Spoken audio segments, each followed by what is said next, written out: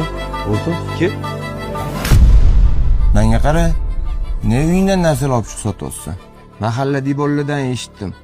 Oxirgi telefoningni olib chiqib sotib, uyingga ro'zg'or qilsan. To'g'ri, meni ham aybim bor. Bir-ikki oy ishlarim bilan bo'lib, ozgina chalg'ib qolman. Lekin sen telefon qilsang bo'larmidi menga? Yoki bolalaringni uyga chiqarsang bo'larmidi? Sen bilan bizni qiyomatli do'stmiz dedik-a. Qiyomatli do'st shunaqa bo'ladimi? Men shu bitta shapaloq urganimga yuzing og'ridim. Seni qilgan ishingga men dilim og'ridi. Yuragimga tegdi. O'rtoq, seni ham ishing ko'p. O'zim muammolarimni aytib, seni ham bezovta qilgim kelmadi. Qiyomatli do'stlarning o'rtasida muammo u degan gap bo'lmaydi. Do'stlar mana shunaqa payt bir-biriga yordam bermasa, qachon yordam beramiz? Mana telefoning, mana pullarim bor. Ertaga ofisga o'tgan. O'sha yerda gaplashamiz. Rahmat o'rtoq. Boringga shukr.